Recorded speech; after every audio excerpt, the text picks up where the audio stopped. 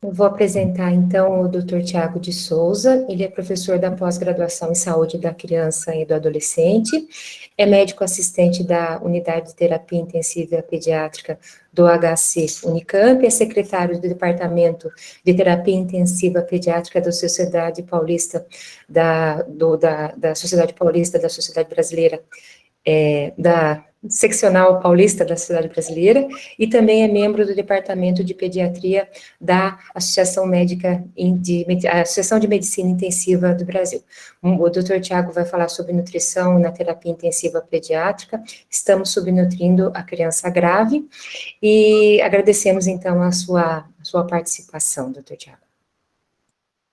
Eu que agradeço, professora. Obrigado pelo convite do departamento, sempre prazer, uma honra estar aqui com vocês, né? A gente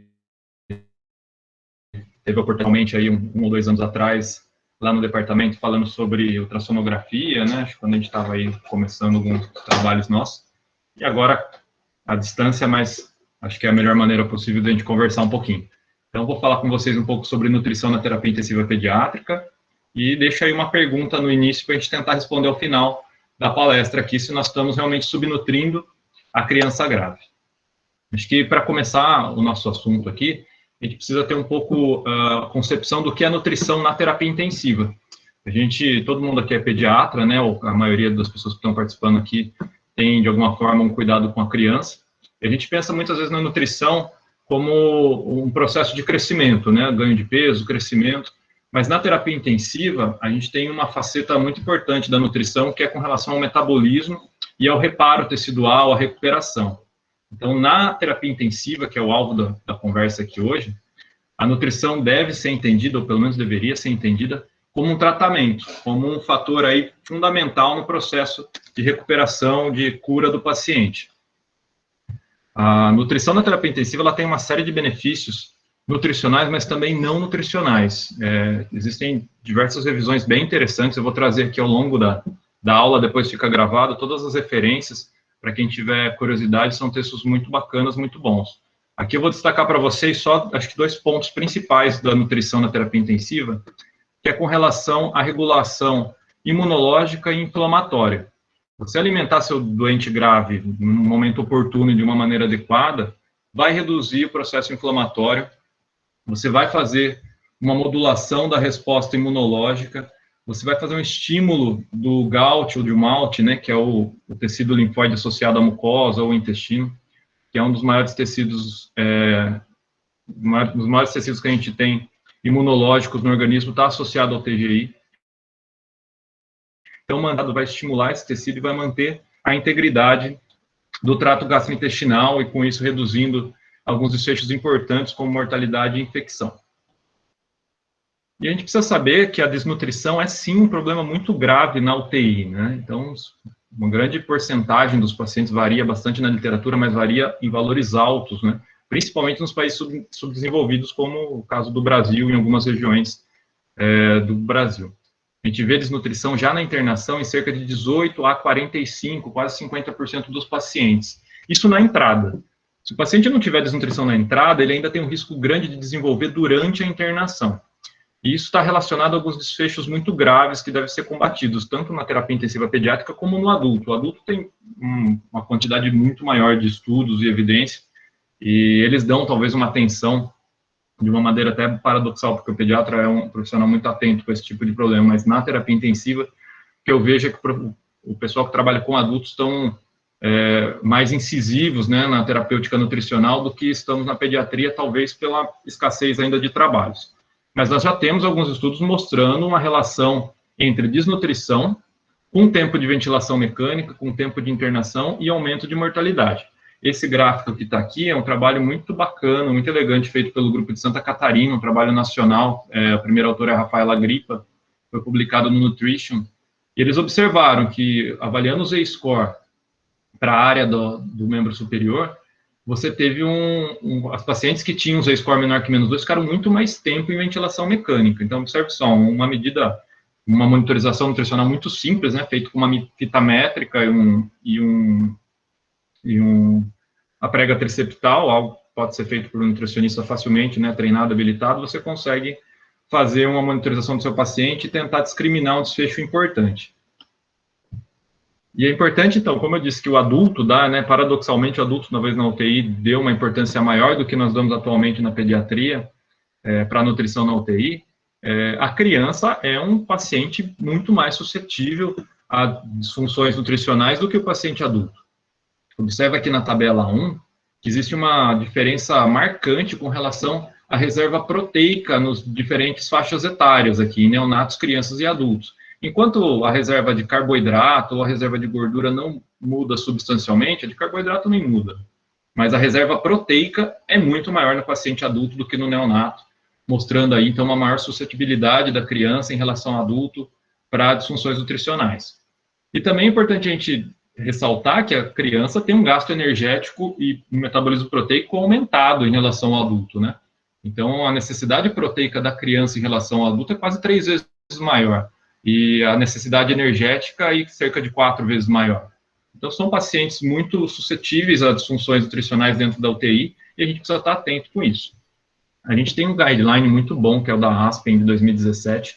Existe um guideline europeu também, com algumas diferenças pontuais, mas eu vou destacar esse é o primeiro guideline que a gente tem pediátrico, fazendo uma recomendação mais forte, então, sobre o manejo nutricional dentro da UTI. Então, repare que ele é de 2017. Um guideline é o primeiro e é um guideline recente, tá? Mostrando que nós estamos ainda começando o assunto, né, com relação à terapia nutricional dentro da UTI pediátrica. E um dos pontos que eles ressaltam importante, assim, é realmente você faça na admissão uma avaliação precisa do estado nutricional e que essa avaliação seja feita durante a internação também para identificar os pacientes já desnutridos ou aquele com risco nutricional. Para a gente entender dentro da UTI como é que funciona a nutrição, quando eu falei com relação ao metabolismo e reparo tecidual, é importante que a gente entenda um pouquinho as fases do paciente grave, né? É muito difícil que eu vá conseguir nutrir o paciente nos primeiros dias, na primeira semana de terapia intensiva. Principalmente por conta da evolução natural da doença. Então, quando você tem um insulto, um estresse, que vai causar um distúrbio metabólico na homeostase do paciente, muitos deles já vão a óbito logo no início, se esse estresse for realmente muito grave e irreversível. Agora, dos pacientes que têm um estresse moderado a severo, esse sim eu vou conseguir fazer algum cuidado. Na fase aguda da doença, que é uma fase que é definida aí arbitrariamente em torno do 7º dia, eu vou ter ainda uma subdivisão entre fase precoce, que vai entre 48 e 72 horas, também conhecida como fase EB. Essa é uma fase de intenso instabilidade metabólica. Nessa fase, o paciente está extremamente estressado, com aumento de hormônios contrarreguladores, um catabolismo intenso, onde você não vai conseguir prover anabolismo com terapia nutricional. Mas isso não significa que ela não seja importante nessa fase, eu vou mostrar mais para frente. Na fase tardia, você ainda tem um catabolismo, mas agora com uma estabilidade metabólica, e aí depois da primeira semana, aí sim uma fase de recuperação, onde você vai conseguir prover um anabolismo e assim uma recuperação nutricional do seu paciente. Aqui vocês veem só uma representação numa figura do que acontece no estresse metabólico, principalmente na fase EB, né, dentro das 48 a 72 horas de um insulto qualquer, seja sepse, trauma, queimadura ou cirurgia. Você vai ter quebra de gordura, quebra de carboidratos, mas principalmente proteólise, quebra de proteína com catabolismo muscular intenso. Você vai ver muitas das proteínas do organismo, todas elas praticamente, então albumina, ferritina, interleucinas, citocinas, PCR, essas proteínas vão estar todas envolvidas no metabolismo inflamatório. Por isso que muitas vezes a gente vê o profissional que está acostumado mais a tratar o paciente numa fase estável, né, numa enfermaria ou ambulatorialmente, às vezes questiona sobre a albumina para tentar ter um reflexo do aspecto nutricional. Para a gente, na terapia intensiva, a albumina é um marcador de atividade inflamatória. Então, a albumina baixa não necessariamente significa que o paciente está desnutrido naquele momento. Significa que aquela albumina foi toda convertida no fígado em proteínas inflamatórias. Então, a avaliação nutricional do ponto de vista bioquímico é uma dificuldade na terapia intensiva nas fases iniciais, principalmente por essa resposta metabólica ao estresse intenso. Eu queria destacar com vocês aqui essa faixa central, que é do catabolismo muscular. Essa é uma via importante. O músculo vai ser quebrado em aminoácidos que vão ser utilizados no fígado para reparo tecidual e para a produção de proteínas inflamatórias. Essa foto ficou famosa, né? Acho que agora na fase da Covid, não me recordo bem se foi, acho que no final do ano passado. Esse é o Mike, é um enfermeiro que trabalha em São Francisco, na Califórnia. O Mike era um atleta, né? Uma pessoa que cuidava muito do corpo, infelizmente desrespeitando algumas orientações norte-americanas na pior fase da pandemia. Ele viajou da Califórnia de São Francisco, Califórnia, até Boston para uma festa e contraiu Covid. Ficou internado 6 semanas e esse daqui é o Mike na alta, né? Então, essa foto é uma foto que impressiona, a desnutrição intensa que o Mike sofreu durante sua internação, a perda de massa muscular. Isso é algo que surpreende muito e impressiona quem não trabalha na UTI, quem não está tão acostumado a ver esses pacientes, mas quem faz terapia intensiva está cansado de ver isso todo dia. Claro que na pediatria, às vezes não é tão marcante, porque os nossos pacientes não chegam que nem o Mike, mas a gente também consegue observar quem está todo dia à beira-leito, a desnutrição que os nossos pacientes sofrem. Esse é um paciente que nós avaliamos, foi internado por uma correção cirúrgica, ele internou ainda na primeira semana de vida, e foi admitido na unidade pesando 3,5 kg. No 30º dia de internação, ele pesava 3,5 kg. E agora, em torno do 50º dia de internação, já com 2 meses, ele está com 2,950 kg, sendo que ele chegou até a pesar 2,8 kg. Então, isso é um negócio que a gente vê na nossa prática, a gente vê no dia a dia, as crianças desnutrem dentro da UTI, e realmente é um desafio muito grande que você faça anabolismo, principalmente porque a gente tem que levar em consideração as fases da doença, o controle da doença, do processo inflamatório, e a evolução natural da doença, né? Que momento que a gente vai ter que ofertar mais caloria, que momento que isso vai ser benéfico, que momento que isso vai ser maléfico. Isso é um pouco complexo e a gente tem que ser discutido atentamente na beira-leito todo dia. A gente não sabe ao certo ainda algumas respostas com relação à quantidade e a tempo. Esses são temas bem debatidos, né? Quando que eu começo a nutrição e com quanto que eu começo a nutrição. Então, eu vou trazer alguns dados aqui sobre pacientes, meta-análise de pacientes adultos ainda. Não temos ainda uma evidência muito forte em pediatria, mas temos algumas recomendações. O que se sabe é que você começar a nutrição precocemente no adulto, embora aquilo que eu falei, você não vá nutri-lo, você está numa fase de estresse metabólico, mas começar ainda dentro de 48 horas com algum aporte energético proteico, você vai reduzir mortalidade. E também você vai reduzir infecção. Então, assim, se a meta aqui nesse momento não é prover anabolismo, talvez seja realizar uma modulação da resposta inflamatória e da resposta imunológica nesses pacientes com uma dieta que seja uma dieta talvez trófica, só um aporte em torno de 5 a 10%, talvez seja suficiente para você prover esse benefício. E aí fica a pergunta, qual é a necessidade calórica da criança grávida? Quanto que eu preciso dar para essa criança? O tempo parece que é algo parecido com os adultos, assim, começar em torno de 48 horas com algum aporte. Mas até quanto, né? Até que quantidade que eu devo ofertar? Ninguém sabe, tá? Isso é uma pergunta que as pessoas vêm tentando resolver já há muito tempo, né? Desde o século XVIII é alvo de pesquisa. Lavoisier, que foi aí o cientista que descobriu o oxigênio, descobriu a produção de gás carbônico, ele já falava que a respiração nada mais é do que uma combustão lenta de carbono e hidrogênio. E comparava isso ao que acontece com uma vela ou uma lâmpada. E aí ele fazia um comparativo também, falando que, nesse ponto de vista, os animais são verdadeiros corpos combustíveis que se queimam e se consomem.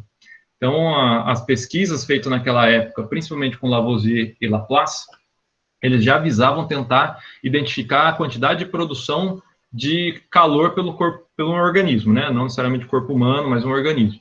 Eles desenvolveram o primeiro calorímetro, era o Ice Calorimeter, onde eles colocavam um animal, um ratinho, dentro de um recipiente com neve, e eles mediam a quantidade de neve que era derretida numa unidade de tempo para tentar estimar o calor produzido, né? Então, desde o século XVIII, aí muito interessante, talvez tenha sido o primeiro calorímetro direto criado pelo ser humano. E como é que a gente faz atualmente para determinar, então, se a gente está entendendo que calor é energia, né? A quantidade de energia que o paciente está gastando dentro da UTI. Como eu disse para vocês, compostos orgânicos vão ser oxidados e vai ser produzido gás carbônico, água, calor e ATP.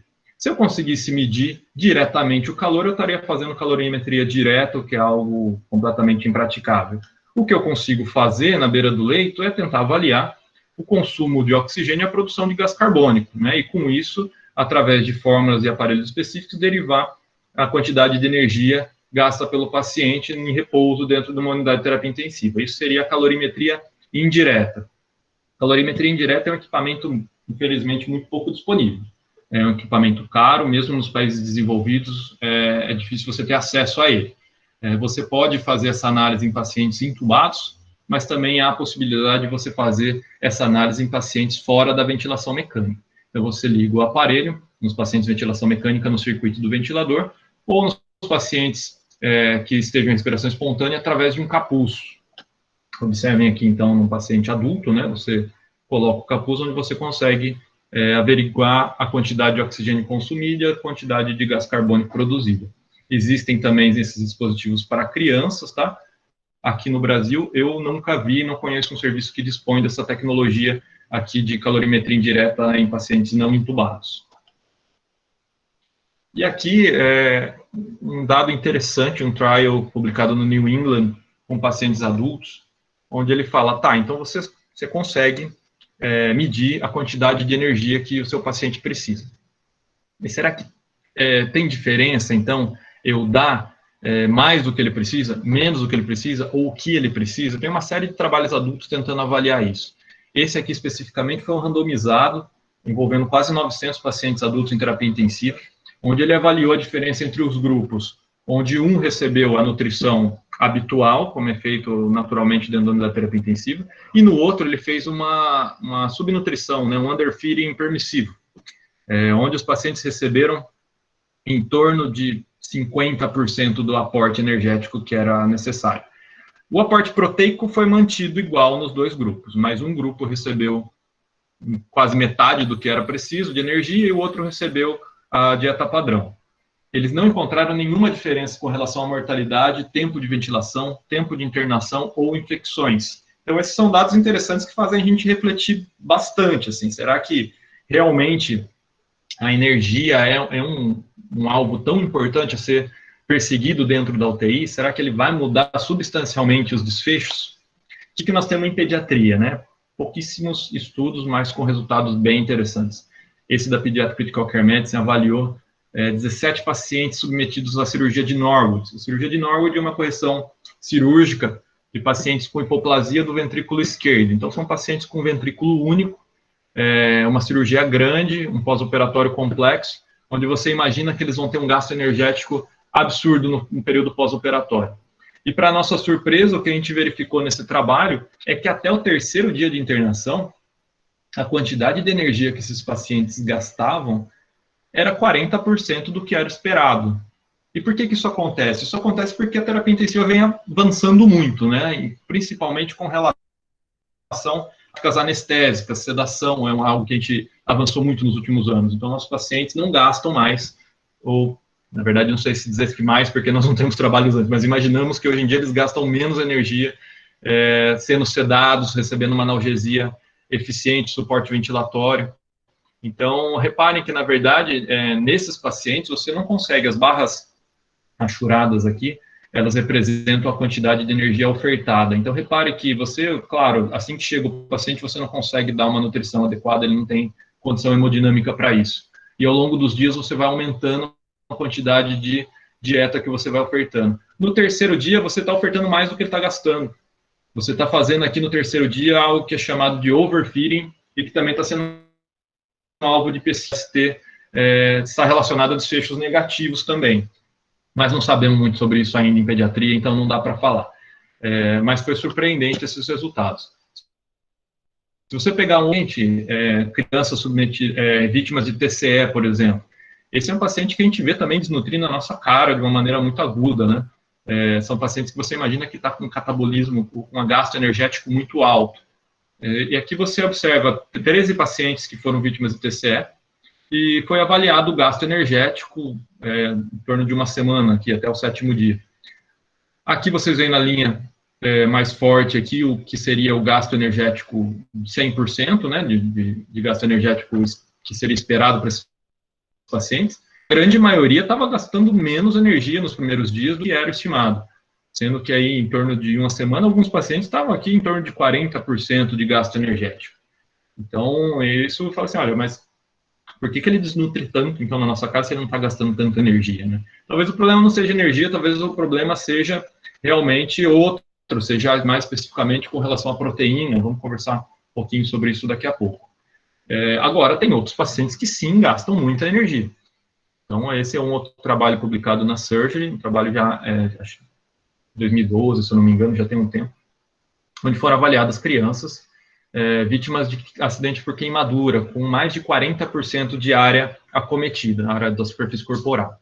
Então, reparem que essas crianças, sim, você tem uma estimativa de gasto energético, e na primeira semana, essas crianças estavam com 180%, né, da taxa metabólica basal.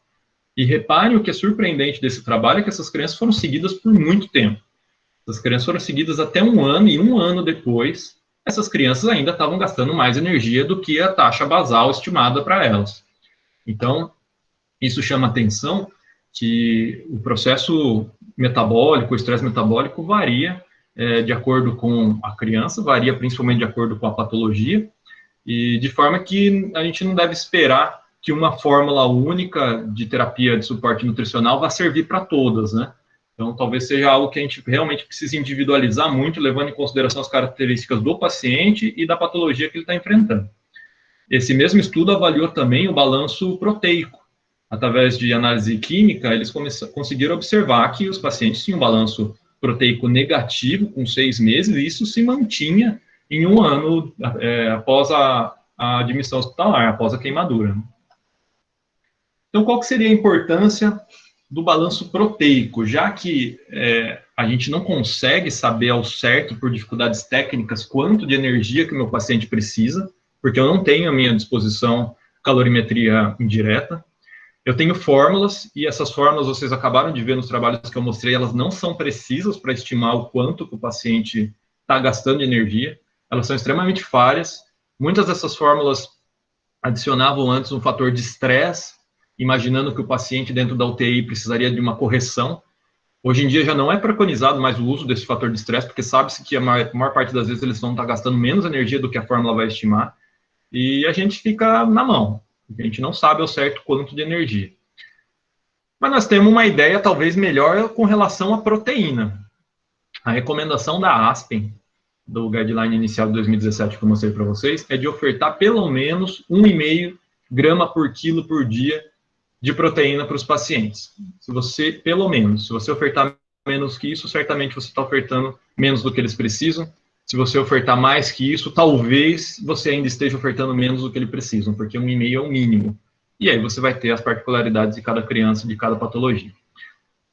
O balanço proteico negativo está sendo alvo de intenso debate científico no momento, porque ele está relacionado com mortalidade de uma maneira dramática. Esse é o maior trabalho que a gente tem atualmente disponível, em 2015, publicado pelo Nailish Mehra, que é o intensivista nutrólogo que mais publica do assunto no mundo. Ele é chefe no Boston Children's Hospital, e ele mostrou esse estudo envolvendo quase 1.200 crianças, pouco mais de 1.200 crianças, onde ele viu que dos sobreviventes tinham uma adequação proteica bem maior comparativamente aos não sobreviventes. Mas o mais interessante, o mais chocante desse gráfico, não é que quem sobrevive come mais proteína, isso é algo meio esperado, mas é que dentro da UTI as crianças recebem muito pouca proteína.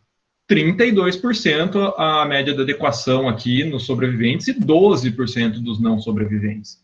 Isso são valores extremamente baixos. Ele achou uma relação linear entre a adequação proteica e a chance de mortalidade nesses pacientes, avaliando a mortalidade em 60 dias.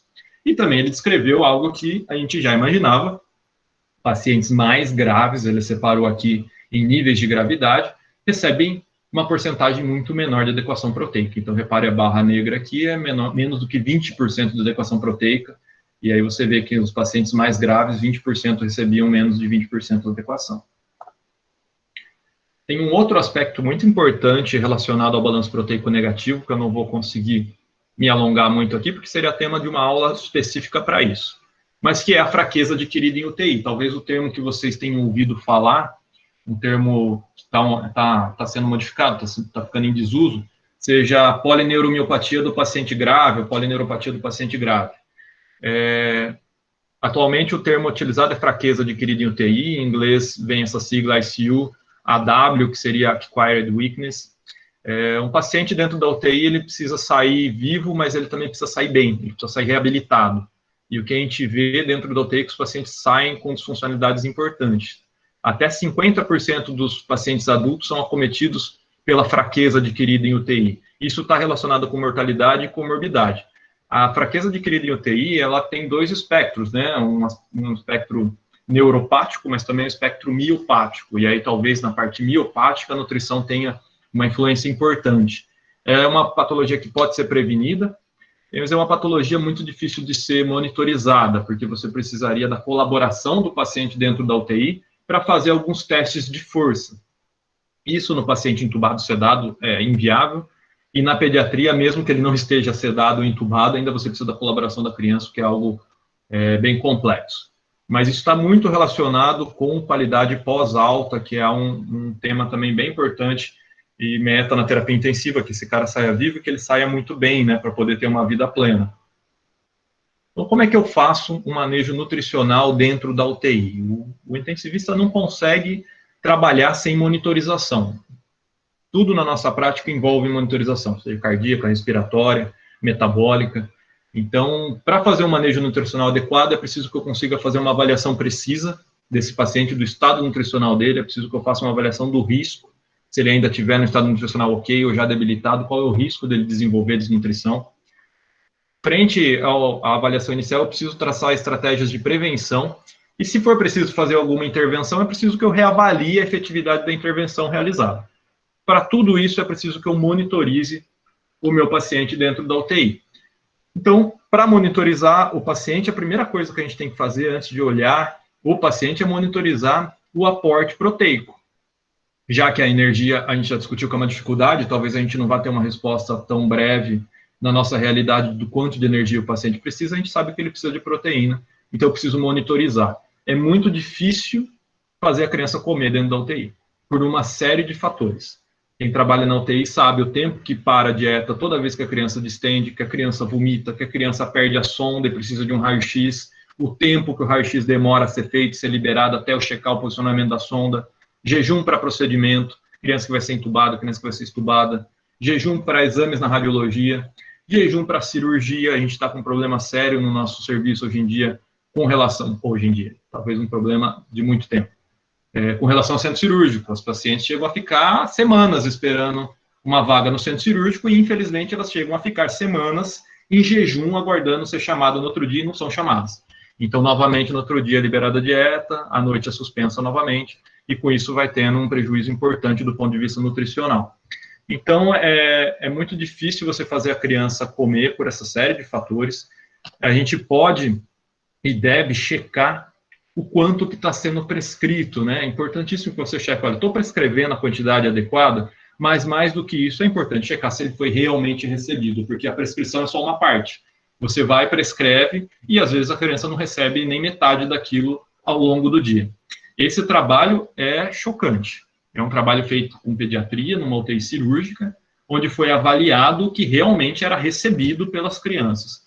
E o que ele observou é que menos de 15% do aporte proteico e energético foi entregue com uma semana de internação em uma UTI pediátrica cirúrgica. Então, isso chama muita atenção, que não basta só realmente prescrever. E mesmo assim, ainda às vezes tem muita falha no processo de prescrição. Às vezes o médico prescreve, muitas vezes pensando no volume, só em líquido, porque a gente tem uma preocupação grande com edema, porque isso está relacionado com mortalidade também, mas não se atenta no quanto de oferta nutricional aquele volume tem. Eu consigo concentrar mais, eu consigo trocar a dieta para algo com uma oferta energética proteica mais interessante. Isso às vezes não é, isso às vezes passa batido, e o prejuízo é muito grande.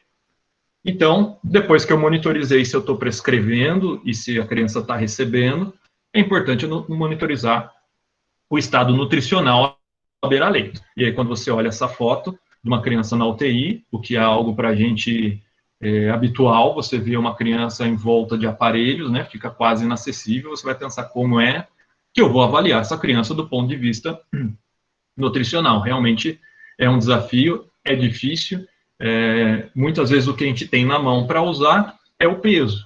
E aí eu já faço o primeiro alerta de que o peso talvez não seja, e não é, a variável antropométrica mais interessante para você avaliar dentro da UTI, principalmente na primeira semana de internação. Por quê? Porque o paciente chega instável, o paciente chega inflamado, o paciente tem uma disfunção endotelial, com isso o líquido extravasa para o interstício, com isso seu paciente edemacia, com isso o peso dele melhora e não necessariamente ele está nutrindo ou está nutrido, né? Tem uma dificuldade também de pesar o paciente, técnica, se ele estiver muito instável, mas isso poderia ser sanado com berços ou leitos que fazem o peso, né, sem você precisar retirar o paciente. A questão realmente é o quanto esse peso reflete estado nutricional. Esse é um trabalho que nós realizamos aqui em 2017, 2018 no nosso TI, e provavelmente é o motivo pelo qual fui convidado para conversar com vocês. É um trabalho onde a gente avaliou 119 crianças na admissão, e quando a gente fez o Z-Score de MC, estatura para idade, peso para idade, e peso para estatura, o que a gente pôde observar é que os Z-scores que levam em consideração o peso tiveram valores bem maiores do que, por exemplo, o Z-score de estatura para idade, menos 1,44 com menos meio. Isso provavelmente reflete aí esse viés do peso para avaliar a nutrição dentro da UTI. Então, o que nós fizemos com essa criança? Qual era a ideia do nosso trabalho? Era verificar perda de massa magra dentro da UTI pediátrica, né, um dos aspectos nutricionais importantes na pediatria. E fizemos isso com o uso do ultrassom, que é um instrumento que a gente está habituado, acho que a nossa UTI é uma das primeiras aí no país a utilizar essa prática sistematicamente dentro da UTI e para as mais diversas funções, né, avaliações respiratórias, avaliações hemodinâmicas, procedimentos, cateterização, e aí nós quisemos estudar também o uso para avaliação nutricional. O músculo que nós escolhemos utilizar é um músculo utilizado já em publicações, amplamente estudado, na verdade, em publicações envolvendo pacientes adultos, que é o quadríceps femoral, pela facilidade, né, um músculo facilmente acessado na beira-leito e com uma espessura também que você conseguiria medir com uma certa confiabilidade. O que nós fizemos aqui foi avaliar entre o fêmur e a face anterior do músculo reto femoral, a espessura desse músculo na admissão e, subsequentemente, nesses pacientes. Então, observem aqui como é que é feito. Era marcado, né, uma distância de 2/3 distais da crista ilíaca, utilizado o transdutor linear, que dá uma definição muito boa de planos superficiais, e realizado uma avaliação, então, da musculatura, realizando, então, a medida da espessura entre o fêmur e o reto femoral. A gente optou por fazer uma compressão, e esse vídeo está mostrando isso, né? Você tem uma série de espessuras que você pode pegar aqui, dependendo da força com que eu aplico o meu transdutor contra a perna da criança. Mas nós optamos realmente por fazer a máxima compressão, que seria a menor distância que a gente encontraria, né? Até o momento onde o músculo não poderia ser mais comprimido, para evitar alterações com mínimo de sensibilidade. Às vezes você vai ter uma interferência significativa nesse músculo. Isso foi uma técnica que a gente optou por fazer, porque em pediatria tem essa dificuldade, né? Criança muito pequena, o mínimo de pressão pode alterar, falou, então vamos colocar o máximo de pressão para alterar o máximo, e a gente mede a menor espessura possível. As vantagens do ultrassom, acho que todo mundo conhece, né? Além da segurança, não invasibilidade, hoje em dia é um equipamento muito disponível dentro de UTI, nas mais diversas UTIs do Brasil, mesmo nos hospitais com recurso menor, eles estão redirecionando aparelhos, por exemplo, da radiologia, né, que vão ficando obsoletos. Para a gente não precisa de aparelhos muito modernos, então, quase a totalidade das UTIs que eu vou conhecer hoje em dia pelo Brasil, que chamam a gente para conversar sobre ultrassom, realizar capacitação em cursos, eles já têm disponíveis dentro da UTI um aparelho próprio. Desvantagem é a mesma para tudo envolvendo ultrassom, né? Operador dependente, necessita de treinamento, em pediatria especificamente ainda com relação à medida do músculo, não é um método validado, tá? É um método experimental que deve ser feito ainda em protocolos de estudo, a gente ainda não tem a validação desse método, ainda precisa ser avaliados aspectos importantes, principalmente com relação à variabilidade intra- e interobservadora. E também tem uma necessidade aí de você estar com o músculo relaxado. Alguns fatores poderiam influenciar, como, por exemplo, o uso de sedativos ou uma contratilidade voluntária ou involuntária do músculo no momento da medida.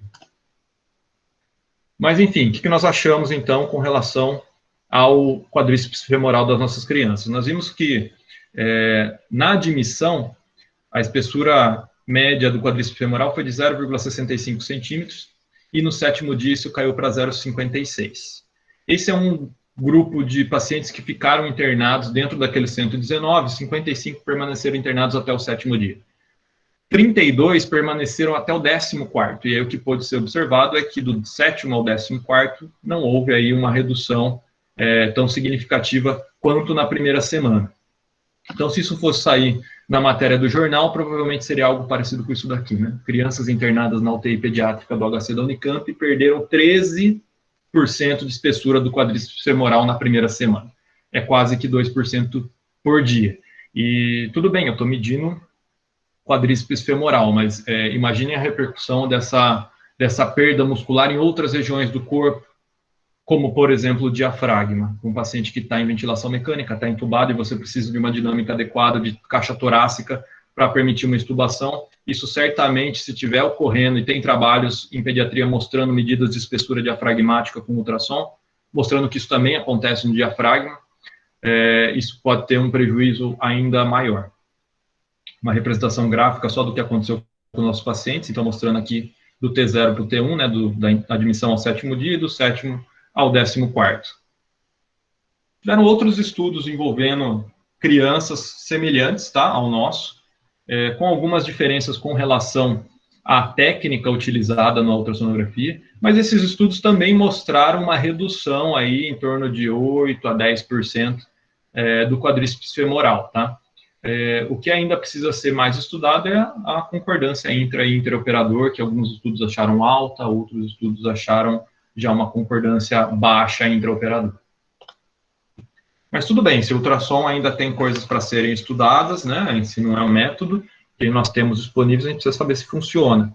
A antropometria também parece ser um bom método, né? O peso é uma medida antropométrica, a gente viu que tem limitações, mas a prega triceptal, a circunferência braquial são medidas também que são fáceis de serem realizadas. O problema é que nós não temos muita evidência ainda da sua utilização na UTI para pacientes graves. Mas nós tivemos cuidado de avaliar também esses outros dois métodos nos nossos pacientes, e o que foi observado é que, assim como o quadríceps femoral perdeu aí 13% na primeira semana, a prega triceptal e a circunferência braquial também reduziu significativamente. E essa redução também foi bem menor na segunda semana. Então, parece que a prega triceptal, ou ainda a circunferência, que seria até mais fácil, né? Só uma fita métrica, podem ser métodos utilizados dentro da UTI. Uma das coisas muito marcantes, importantes do nosso trabalho, e aí a gente tem que destacar todo o mérito da Alice, que foi uma nutricionista que acabou de defender o mestrado, uma nutricionista integrante do nosso grupo de pesquisa. Ela avaliou desses nossos pacientes envolvidos no estudo o aporte calórico e proteico de todos os pacientes diariamente, um trabalho hercúleo aí, vamos dizer assim, porque ela ia todo dia na UTI observar o quanto que foi prescrito, quanto que o paciente recebeu. O que nós observamos? Que a adequação, utilizando uma fórmula da OMS, a gente já discutiu que as fórmulas talvez não sejam mais interessantes, mas é o que a gente tem disponível, na primeira semana é uma adequação energética muito baixa. A gente chega ao final da primeira semana com 80% aí, aproximadamente de adequação, o que tudo bem, talvez não seja um problema, já que talvez nossos pacientes gastem pouca energia, e na segunda semana a gente mantém aí algo entre 80% e 100%. Agora aqui chama atenção a adequação proteica, né? A gente parte na primeira semana comparando, levando em consideração que isso é o mínimo, tá? Esse gráfico é montado para o mínimo de 1,5 grama de proteína por quilo por dia. Então, isso talvez seja um prejuízo muito maior para pacientes que não precisassem só de 1,5, talvez o paciente precisasse de 2 ou de 3. Em algumas situações, a gente sabe que chega a 3 gramas quilo dia. Esses pacientes na primeira semana recebem muito pouco, e na segunda semana isso fica em torno de 80%. 80% de 1,5, então eu não consegui atingir nem o mínimo que era necessário para esses pacientes para promover o anabolismo desses pacientes. Eu comentei no início da palestra para vocês que a fase inicial, uma fase de estresse, ela dura aí uma fase ebb 48, 72 horas, uma fase flow, que seria uma fase tardia, até o 7º dia. A partir do 7º dia, você tem uma fase de estabilidade, onde você conseguiria prover anabolismo. Então, para prover o anabolismo nessa segunda semana, eu preciso ofertar de maneira adequada um aporte calórico e principalmente proteico. Então, é algo que não parece estar acontecendo na segunda semana de internação com os nossos pacientes atualmente. Esse outro gráfico, ele faz uma análise do balanço acumulado negativo. Então, observem que a gente parte de menos 50, menos 100, menos 200, e a gente chega aí ao final da segunda semana com menos 200 quilocalorias por quilo de déficit energético acumulado e de proteína, menos 8, menos 9 grama por quilo acumulado. Então, dados realmente que assustam um pouco. Se a situação na UTI está dramática, a coisa boa da pesquisa mostrou, né, a pesquisa mostrou uma faceta dramática da situação nutricional. A parte boa é que a gente ganhou um prêmio ano passado com esses dados no CBMI, que é o Congresso Brasileiro de Medicina Intensiva. O CBMI é um congresso internacional, é o maior congresso de medicina intensiva da América Latina, e para minha surpresa foi a primeira vez que um trabalho pediátrico foi agraciado com o prêmio no congresso. Foi o prêmio no maior valor ofertado pela Nestlé.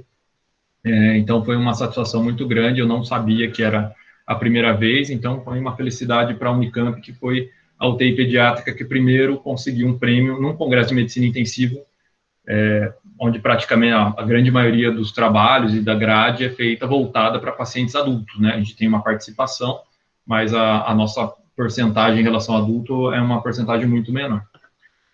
Também tivemos aqui uma publicação já desse trabalho, derivado desse trabalho, que é o trabalho da Érica, também uma nova mestra e nutricionista. Ela já fez uma análise destacando o déficit proteico nos pacientes respiratórios, e ela faz uma pergunta já no título, né, a call to action, porque o que nós sabemos é que, assim, nós não estamos conseguindo ofertar a proteína que eles precisam, e acho que nós não temos fórmulas adequadas para pacientes pediátricos graves, porque as fórmulas que nós temos à disposição têm uma porcentagem muito baixa de proteína por volume, 1,2 grama para cada 100 ml, são uma concentração proteica muito baixa. Então, esse trabalho foi publicado na Clinical Nutrition Aspen. Tem outros 2 trabalhos que estão em processo de revisão agora, que em breve devem ser publicados também. O que a gente conseguiu concluir aí desse nosso projeto que foi feito aí, e ainda está acontecendo, né, nesse processo de publicação, é que o intensivista não vai resolver esse problema sozinho. É preciso que a gente trabalhe em conjunto com uma equipe multiprofissional. É preciso o envolvimento de um grande número de profissionais. Eu falei para vocês a importância de você checar se foi recebido, então é muito importante que seja registrado, né? Então a gente vai desde o técnico de enfermagem registrando adequadamente tudo que foi ofertado nas fichas de controle. Eu precisaria de um nutricionista para checar comigo a condição, justamente o que foi prescrito, o que foi ofertado, a possibilidade de aumentar essa oferta frente ao quadro clínico. Eu precisaria de especialistas envolvidos, principalmente quando eu tenho distúrbios relacionados à volemia. Então, por exemplo, o nefrologista é um profissional que eu preciso estar muito próximo para discutir aspectos nutricionais. Terapia nutricional pode ser, sim, uma indicação de diálise, se eu não estiver conseguindo ofertar o aporte que esse paciente nutricional que esse paciente precisa. Muitas vezes eu preciso de uma discussão com a otorrino a respeito de uma via aérea, uma traqueostomia, se eu não consigo estubar o paciente, se esse paciente fica fazendo um gasto energético muito aumentado para tentar respirar contra um esforço. Eu preciso discutir com eventual uso de medicamentos pelas especialidades que podem prejudicar o aspecto nutricional, como, por exemplo, o corticoide. Corticoterapia está intensamente envolvida na fraqueza adquirida em UTI. O professor Arthur Delgado chegou a comentar na tese de defesa da Ruane que o corticoide derrete o músculo da criança. Então, realmente, os nossos pacientes hoje em dia usam muito corticoide dentro da UTI, principalmente para patologias de via aérea alta, e ficam utilizando mais tempo do que o necessário, principalmente pela indisponibilidade de centro cirúrgico para ter uma avaliação de via aérea. Então, isso está sendo um prejuízo do ponto de vista nutricional muito grande para esses pacientes. Então, assim, sem a equipe multiprofissional, dificilmente a gente vai conseguir avançar num bom suporte nutricional para essas crianças. A implementação de times específicos de suporte nutricional na pediatria pode mudar drasticamente a evolução dos casos. Nós temos aqui 2 publicações, uma envolvendo o grupo da USP, do professor Werther, onde foi implementado um time de suporte nutricional específico para a pediatria, onde esses pacientes eram avaliados diariamente à beira-leito, era checado tudo que era prescrito, que era recebido, a condição clínica, as terapêuticas que estavam sendo utilizadas nesses pacientes, e conseguiu melhorar desfechos importantes como tempo de internação, aspectos nutricionais e também mortalidade. O trabalho do professor Werther na USP mostrou que morre menos criança após a implementação desse time de suporte nutricional do que antes da sua implementação. Então, algumas considerações finais que nós podemos fazer aí sobre o que foi dito. A criança grave dentro da UTI é uma criança de risco nutricional muito alto, né? Embora talvez a gente não enxergue isso da maneira como deveria acontecer, comparativamente aos intensivistas adultos, nós temos muitos motivos para acreditar que é uma população de um risco maior em relação a pacientes adultos. Ela tem uma taxa metabólica aumentada e uma reserva bem reduzida, por isso deve ser observada atentamente de perto com relação aos aspectos nutricionais. Nós podemos observar também que o baixo aporte energético proteico é frequente na terapia intensiva pediátrica. A gente não consegue, por uma série de motivos, ofertar a energia, a proteína, principalmente a proteína que esses pacientes precisam. Por isso, eu preciso monitorizar de perto o estado nutricional desses pacientes. O nosso trabalho, acho que tem uma força aí de mostrar que essas crianças perdem também, assim como ocorre nos adultos, elas perdem massa muscular de uma maneira marcante, de uma maneira precoce, e que isso pode estar relacionado a desfechos piores, conforme mostrado por outros trabalhos.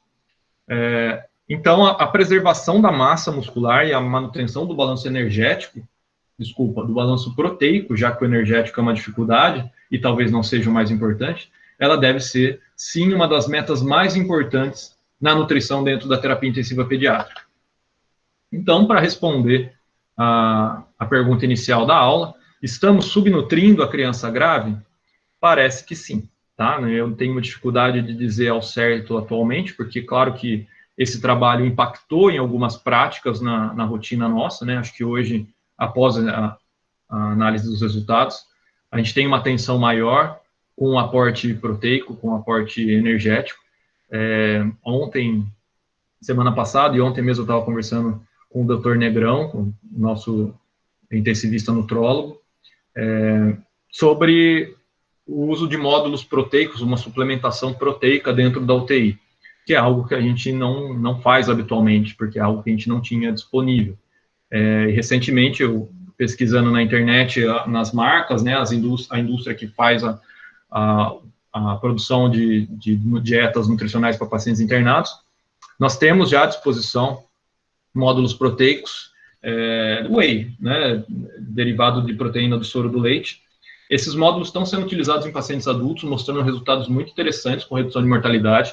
Nós estamos com um estudo para ser publicado da Yara, da UFSC, né, da Federal de Santa Catarina, Yara Moreno, uma das pesquisadoras renomadas nacionalmente aí no suporte nutricional na terapia intensiva pediátrica, onde ela vai mostrar talvez alguns resultados interessantes com relação ao desfecho clínico, utilizando suplementação de módulo proteico. E acho que nós temos agora subsídio para mostrar que é importante, que nós temos que dar mais proteínas para os pacientes, e aí a gente conseguiria dar com o módulo proteico mais proteína no menor volume. O pessoal do HU, do Hospital Universitário da USP, já está utilizando essa terapêutica de suplementação proteica, e a descrição verbal é que eles estão tendo algum resultado interessante no aspecto nutricional. Então, o que era preciso para eu oferecer um bom suporte nutricional? Eu podia, talvez, terminar aqui a aula falando que a nossa prática nutricional melhorou depois do trabalho e que nós estamos oferecendo, acho que hoje, um tratamento, um suporte nutricional, uma avaliação nutricional de excelência na nossa UTI, mas eu acho que isso não corresponde bem com a verdade. Acho que é importante que a gente pontue aqui as nossas fraquezas e os nossos pontos a serem melhorados. Para eu oferecer um bom suporte nutricional, eu precisaria realizar uma avaliação sistemática do estado nutricional como é recomendado pela Aspen, na admissão e, no mínimo, semanalmente. E isso não é realizado na nossa unidade atualmente. Não é realizado porque a gente precisaria, o profissional mais adequado para fazer isso seria um nutricionista. E nós não temos um nutricionista da terapia intensiva pediátrica. A gente tem um time de suporte nutricional multiprofissional do Hospital de Clínicas, que é um time de profissionais excelentes, mas que é sobrecarregado e que não é um time voltado para a pediatria especificamente. É triste isso, porque uma grande quantidade de hospitais com complexidade muito menor do que o HC tem uma nutricionista clínica que passa diariamente na UTI para ver todos os casos, discutir os casos e fazer a avaliação nutricional, e nós não contamos com isso. A gente teve, durante o período do projeto, durante 2 anos, quase 3 anos, a Alice passando diariamente lá, que foi a nutricionista, né, que participou do projeto, fazendo essa avaliação para a gente, e foi sensacional. Infelizmente, acabando o projeto, a gente não teve mais esse suporte. Então, a gente não tem nem avaliação e nem a discussão clínica com a nutricionista, porque essa nutricionista hoje em dia não existe na nossa unidade. A gente precisaria ter um controle rigoroso do que foi prescrito, do que foi ofertado com relação a calorias e proteínas, e nós não temos atualmente. Eu acho que esse é um ponto que nós melhoramos. Eu não estou... eu passo visita uma vez por semana beira-leito na UTI, e a gente pergunta com uma certa sistematização quanto que está de caloria e proteína ofertado para os pacientes. Eu fiquei muito feliz quando eu comecei a perceber que os residentes estão anotando isso. Antigamente a gente anotava assim, aporte, tantos ml por quilo. E hoje em dia a gente anota, aporte, tanto ml por quilo, tantas calorias e tantas gramas de proteína. Então isso acho que melhorou, mas eu não vejo isso ainda como sendo algo rotineiro dentro da UTI como deveria ser. Era importantíssimo que a gente tivesse envolvimento das especialidades nessa discussão, e eu não consigo fazer isso na dinâmica que está atualmente a nossa UTI, por uma série de dificuldades, tanto de disponibilidade das especialidades sobrecarregadas com o serviço, como disponibilidade, às vezes. Então, por exemplo, não adianta discutir com a otorrino e a otorrino não ter um centro cirúrgico para realizar a avaliação de via aérea. A nefrologia é uma especialidade muito importante que está muito próximo com a gente. Eu acho que a gente avançou muito nos últimos anos.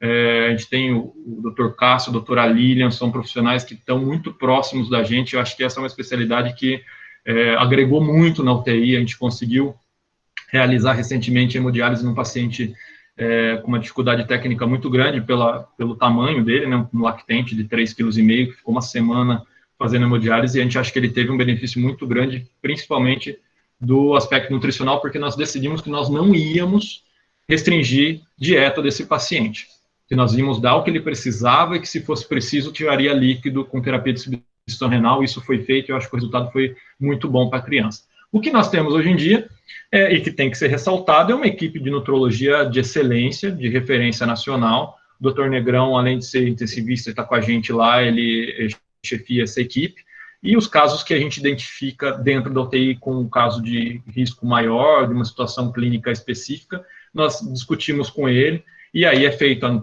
terapêutica ou com uma nutrição parenteral, ou com uma ressuscitação, um suporte metabólico adequado, mas isso são para casos críticos, casos selecionados, que a gente leva eventualmente. Não é uma avaliação sistemática de todos os pacientes, nem é a proposta dele fazer isso.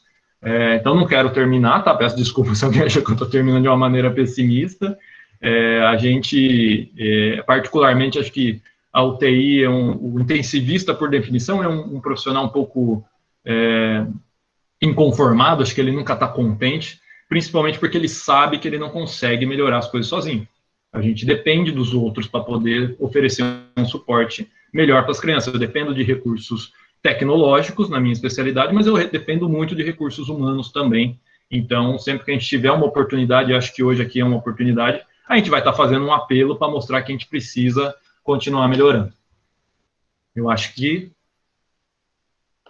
nós estamos aqui, né? Nós estamos num caminho do sucesso, um caminho pavimentado, um caminho que talvez já tenha sido uma trilha, talvez tenha sido uma estrada de terra, talvez tenha sido uma rua, um asfalto esburacado.